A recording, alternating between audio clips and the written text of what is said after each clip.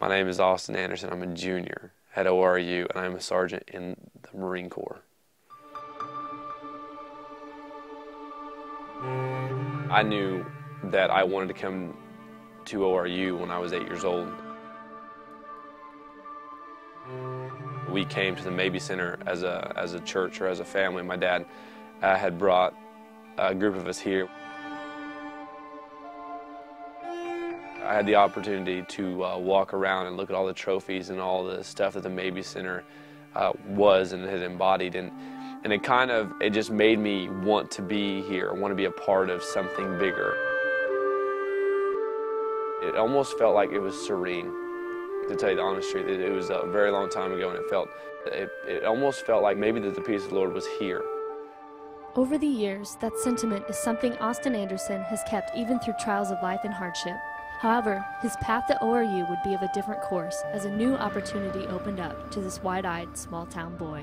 I had not had a father figure for very long. I mean, my grandpa stepped in as he could, and he was really good at what he did, but he worked a lot, and we had a farm and a ranch, and we took care of cattle and took care of fences, and it was kind of a family-run operation. I had started my senior year, and you had football and basketball and baseball and all and homework and everything, but there's just so much more to what I had thought life had for me. And when a Marine recruiter showed up at his high school, Anderson found what he was looking for. I needed something that could define, at that point, at 18 years old, it could define me. And in defining me, it gave me the opportunity to stand on my own 2 feet and not be who my dad was or be who my grandpa is. I needed something to earn the right to live in this nation. I made the decision that I was going to the Marine Corps, and I left a situation behind, small town. You know, I didn't want to go back to it at this point, and I took a chance to become something more than small town USA. Since then, Anderson has gone on to serve for 7 years in 2 tours in the Marines. However, it has not been without danger. While on his first tour in Iraq, the camp came under attack.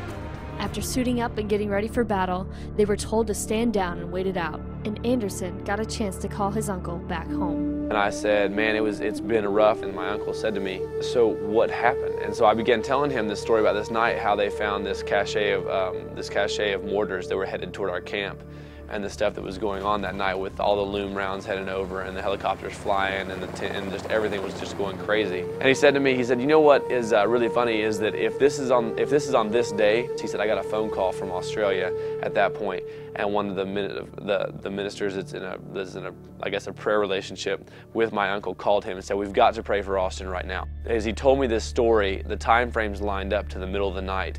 I know that without God, I mean, I really don't believe I'd be here, because it was just amazing, you know, as mortars did fly in or they didn't fly in, depending on which camp we were at the time, that God had protected him. He just put this cast of protection over me, and he began, I really believe that he began speaking to me through calming me, as just peace would come over me, and I just put it in God's hands. And that's how so many times over and over again, whenever you are threatened, you know, and the real person comes out, and you're just crying out for God, I mean, you know He's real. It was there also in Iraq that Anderson made his decision to come to Oral Roberts University. It'd been weighing on me as a person to what I'm going to do, because I didn't want to go back to another state school. I didn't want to go back and try to continue in what I had left. And I said, you know, I sat there and I said, God, if this is what it is, I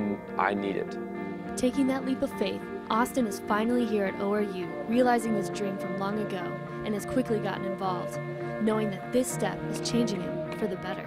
And I really believe that being here at ORU and being able to surround myself with good, honest Christian people has really helped me want to not only increase my walk with God, but make it so strong that, you know, I will never have to worry again.